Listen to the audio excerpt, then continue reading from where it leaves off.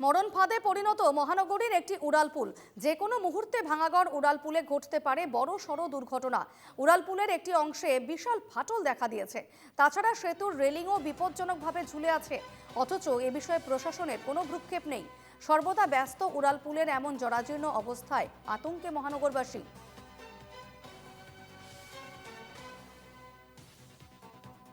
প্রতিনিধি কল্পজিৎ শইকিয়ার এক প্রতিবেদন দেখুন। নিশ্চিতভাৱে চাওক, এই মুহূৰ্তত মই উপস্থিত আছোঁ গুৱাহাটী মহানগৰী ভঙাগড়ত আৰু মোৰ লগত উপস্থিত আছে জ্যেষ্ঠ ভিডিঅ' জাৰ্নেলিষ্ট আছিক আহমেদ। আজিৰ দিনটোত এটা বিশেষ দৃশ্যাংশ NKTVত আমি দৰ্শকসকলক দেখাবলৈ চেষ্টা কৰিম আৰু যিকোনো মুহূৰ্তত ভয়ংকৰ দুৰ্ঘটনা সংঘটিত হ'ব পাৰে গুৱাহাটী মহানগৰী ভঙাগড়ত।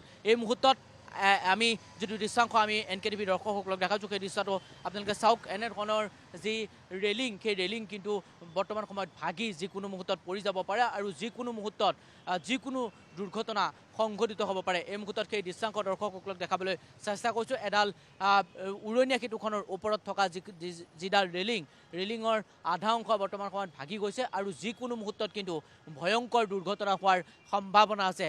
যদিহে বিভাগীয় কৰ্তৃপক্ষই অতি সোনকালে এই ৰেলিংডাল আঁতৰাই নেপেলায়, তেনেহ'লে কিন্তু যিকোনো মুহূৰ্তত ভয়ংকৰ দুৰ্ঘটনা সংঘটিত হ'ব পাৰে।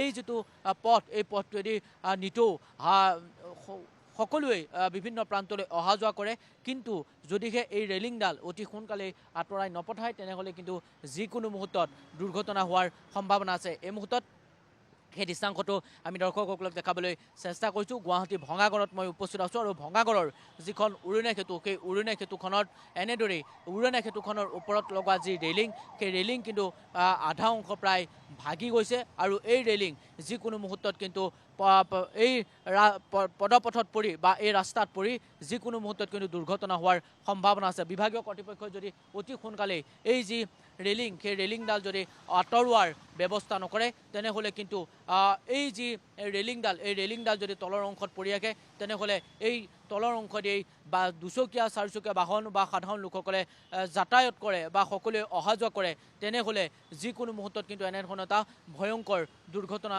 হোৱাৰো সম্ভাৱনা আছে। এই মুহূৰ্তত মই সেই দৃশ্যাংশটো দৰ্শকসকলক দেখাবলৈ চেষ্টা কৰিছোঁ।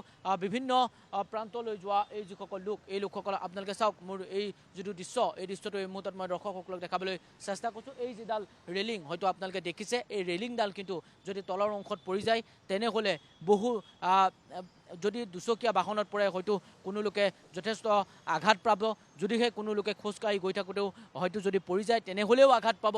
চাৰিচকীয়া বাহনত যদি পৰি যায়, তেনেহ'লে আৰু ভয়ংকৰ ঘটনা সংঘটিত হোৱাৰ সম্ভাৱনা আছে। এই ৰেলিংডাল যদি আঁতৰাই অতি সোনকালে যদি নেপেলায়, তেনেহ'লে কিন্তু গুৱাহাটী মহানগৰীত ভঙাগড়ত পুনৰ ভয়ংকৰ দুৰ্ঘটনা হোৱাৰ সম্ভাৱনা আছে। ভিডিঅ' জাৰ্নেলিষ্ট আছিক আহমেদৰ সৈতে মই কল্পজিৎ শইকীয়া, NKTV+।